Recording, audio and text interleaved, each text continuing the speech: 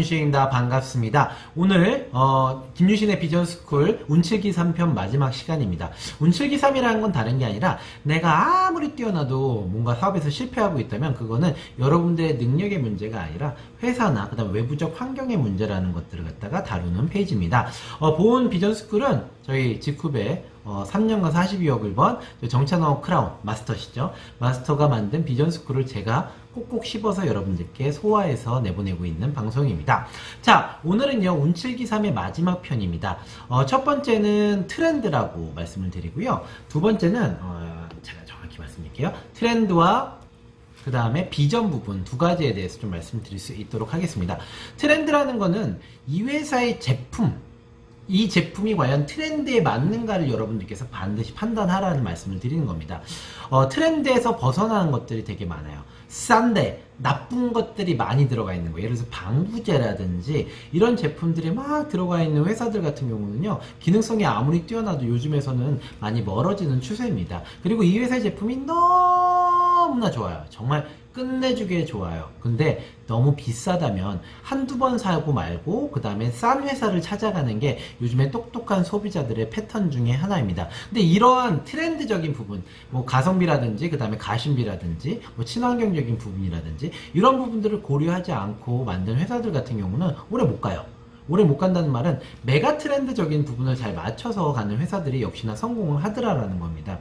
아메이가 여러분들 한번 생각해 보시면 왜 이렇게 성공을 했을까? 아메이는 미국 사람들한테는요 가성비 모델이었어요. 맞죠? 왜냐면 미국은 저보다 훨씬 더 잘 살았죠. 30년 전에도. 근데 그분들한테는 아메이는 정말 좋은 제품, 그리고 가성비가 좋은 제품, 그렇기 때문에 아메이가 전세계 1등, 지금 현재 10조 정도의 매출을 하고 있는 회사로 거듭날 수 있었죠. 2위인 애터미 한번 볼까요? 애터미를 보면은 역시 가성비 모델 중에 하나입니다. 아메이보다 더 싸요. 그쵸? 근데 되게 좋아요, 제품 자체가. 그러니까는 이 애터미가 아메이 시장을 갖다 야금야금 먹어가면서 성장을 하고 있는 겁니다. 뭐 직구 같은 경우도 대표적인 케이스죠. 요즘 가성비 좋고 그다음 친환경 무독성 제품이니까 3년 반 만에 7위권까지 이렇게 치고 올라오지 않습니까? 그래서 요즘 보면은 네트워크 마케팅 트렌드가 좀 있어요. 예전처럼 기능성을 위주로 한 회사들 같은 경우는 매출이 좀 급감을 하고 있죠. 대표적인 회사가 뉴스킨, 그 다음 유니시티, 그 다음에 허벌라이프. 제품은 좋아요. 정말 끝내주는데 제품이 너무 비싸서 이제 이것들을 대체할 수 있는 애토미의 제품이라든지 그 다음에 지쿠베 제품이라든지 아니면 에이피드라의 제품이라든지 이런 것들이 나와버리니까 얘네들이 하나씩 무너져가고 있죠. 무너져간다는 건 매출이 급감한다는 소리입니다. 현재 지금 이 3개 회사의 매출 급감률은 굉장히 큽니다. 올해 이제 2018년도 매출 결과가 나오면 알겠지만 적게는 몇백억, 크게는 1000억 이상의 매출이 작년 대비해서 떨어지고 있습니다. 이런 트렌드적인 부분들을 여러분들께서 절대 무시하시면 안 돼요. 아무리 내가 난다고 해도, 말이 안 되네요. 뛰어난다고 해도 회사가 매출이 멈추거나 매출이 감소를 하게 되면요, 그 회사에 사람들이 빠져나가는 건 여러분들의 힘으로 어떻게 막을 수가 없습니다. 그렇기 때문에 회사가 성장할 때 이러한 트렌드적인 부분들, 특히나 제품의 트렌드적인 부분들이 과연 맞는지도 여러분들께서 반드시 판단하고 사업을 결정하셔야 된다는 부분을 말씀드리고 싶습니다. 자, 이제 오늘의 운칠기 3편 마지막이죠. 과연 비전이 있는가? 이건 되게 웃긴 얘기죠. 근데 이 비전은 크게 세 가지예요. 소셜 슈머 마케팅을 하고 있는가, 그리고 글로벌 비즈니스로 뻗어나가고 있는가, 그리고 플랫폼 비즈니스를 하는가, 이런 부분들에 대해서 정확히 비전을 보고 사업을 결정하시라는 부분입니다. 소셜 슈머라는 거는 누구나 사업자들이 쉽게 살 수 있도록, 빨리 알려질 수 있도록 그런 SNS라든지 그 다음에 여러 가지 그 통신 채널들 있지 않습니까? 이것들을 잘 활용하고 있는 회사인지를 보시라고 말씀을 드리는 겁니다.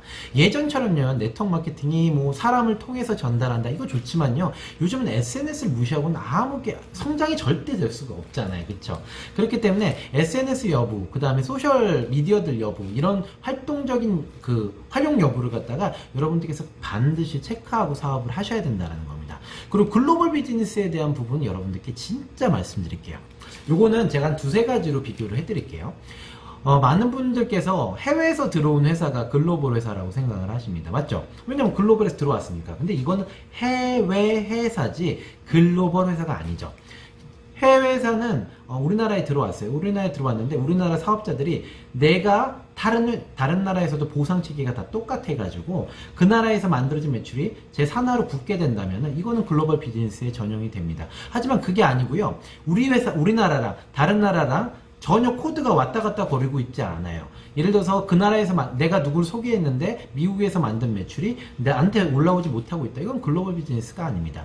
글로벌 비즈니스라는 거는 보상이 다 똑같고 이걸 바탕으로 해서 글로벌 원 서버 시스템이 구축이 돼 있느냐 안 돼 있느냐 이 부분이 바로 네트워크 마케팅 사업에서의 글로벌 비즈니스의 여부라고 보시면 될 것 같습니다. 반드시 보셔야 돼요. 다른 나라에서 만들어진 매출이 저한테 올라올 수 있는지 없는지, 원코드 시스템이 제대로 되어 있는지, 그리고 보상 체계는 다 똑같은지, 이런 부분들이 여러분들께서 판단하셔야 될 되게 중요한 기준 중에 하나입니다. 그리고 우리 회사가 글로벌 외치는 회사들 되게 많은데요. 실제로 나가지 못하면서 거의 태반이에요. 한 예로 베트남 케이스만 보면은 베트남이 많은 애터미도 그렇고 많은 회사들에서 나가겠다라고 해서 나갔다라고 막 표현을 하고 있는데 지금 올해 베트남 정부에서는 지금 신청했었던 모든 대한민국의 네트워크 마케팅 회사의 승인을 거절했습니다. 이런 것들 아시는 분들 별로 없으시죠? 모두 다 거절했어요. 모두 다 거절했는데 그 거절하고 나서 많은 분들이 우리는 하고 있다 막 이렇게 표현하시는 분들도 많은데 이런 것들 정확히 보시고 판단하셔야 돼요. 글로벌 비즈니스가 그렇게 쉬운 비즈니스가 아닙니다. 글로벌 비즈니스라는 건 회사가 나가서 물류를 책임져 줘야 되고 그 나라의 법제에 맞춰서 뭔가 시스템을 짜줘야 되는데 이런 것들이 법적 규제라든지 그 다음에 시스템의 규제라든지 이런 것들을 잘 보시고 나가셔야 되는데 굉장히 어려운 일이에요. 대한민국에서도 어려운데 해외는 더 어렵겠죠. 그렇죠? 그렇기 때문에 반드시 우리 회사가 글로벌 외치더라도 제대로 되고 있는지, 그리고 보상이 다 똑같아야지 글로벌 원서버가 된다는 사실도 여러분들께서 아셔야 돼요. 이게 돼 있는지, 우리나라는 35%인데 다른 나라는 40%, 45%인데 보상이 다르다. 그럼 여러분들 글로벌 원서버 시스템이 될 수가 없습니다. 이렇게 돼 있는 회사들이 꽤 많아요. 이런 것들도 잘 보셔야 되고요. 마지막으로 플랫폼 비즈니스를 하고 있느냐. 요즘엔요, 플랫폼 비즈니스가 안 되면 네트워크 마케팅 회사도 힘듭니다. 플랫폼이라는 건 다른 거 아니죠. 뭔가 만들어 놨어요. 그리고 여기에 제품을 막 얹어 놓는데 그러면은 사업 누군가가 들어와 가지고 사게 되면 그게 저한테 온팡 들어올 수 있는 시스템을 갖추고 있는가 합니다. 많은 회사들이 지금 대한민국 그 네트워크 마케팅 회사들이 이 플랫폼 비즈니스 하려고 되게 노력하고 있어요. 근데 플랫폼 비즈니스가 좀 쉽지 않은 이유는 다른 게 아니라 규제 때문에 그렇습니다. 한 예로 우리가 돼지고기를 팔거나 소고기를 팔거나 이런 사이트를 만들어서 이제 플랫폼 비즈니스를 하고 싶다라고 했는데 만약에 돼지고기랑 소고기를 샀어요. 근데 이걸 갖다 공제조합에 공탁금을 걸어야지만 바이너리 구조로 보상을 받을 수 있게 됩니다. 이게 법적 규제거든요. 근데 이것들을 하질 못해요. 쇠고기 우리가 만든 것도 아닌데 20% 30% 그걸 갖다 공탁금으로 내야 된다니까 그걸 할 수 있는 회사들이 얼마나 되겠어요.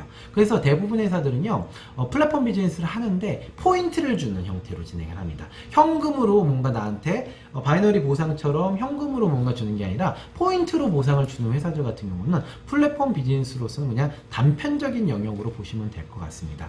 내 보상으로 현금 배당이 되는가 안 되는가가 플랫폼 비즈니스를 되고 있는가 안 되고 있는가에 하나의 속성, 그러니까 정확한 증거라고 보시면 되는데 이런 것들이 되기가 좀 어렵죠. 왜냐면 우리나라는 공탁금 제도, 즉 특수공제조합이라든지 직판조합이라든지 이런 것들에 공탁을 걸어야 되는 좀 말도 안 되는 규정들이 좀 있어서 이런 것들이 좀 어려운데 이런 것들을 추구하려고 우리 회사가 하고 있는가, 그리고 해야지만 미래에는 반드시 살아남는다. 그러니까 이런 회사들을 잘 보시고선 판단하시면 여러분들께서 실패 가능성이 확연히 줄어든다라는 것들을 오늘 말씀드리고 싶습니다.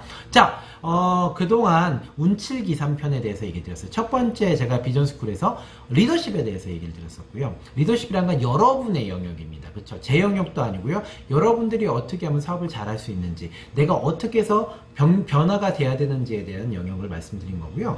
이것들이 30% 내가 사업에 성공할 수 있는, 나머지 70%는 외부적인 요인, 회사라든지 시스템이라든지 스폰서라든지 제가 컨트롤할 수 없는 영역들이 전체 성공에서 70%를 차지하고 있다. 이게 운칠기삼편이었습니다. 그래서 여러분들께서 회사 선택하시거나 라인을 선택하실 때 이런 부분들을 갖다가 집중적으로 보시고 판단을 하셔야 됩니다. 아시겠죠? 그냥 지인 따라가지고 쫄래쫄래 하시면은 여러분들 사업에서 실패할 케이스가 굉장히 늘어난다라는 것들 말씀드리고 싶습니다. 네트워크 마케팅 사업에 이런 속설이 있더라고요. 첫사랑은 무조건 실패한다.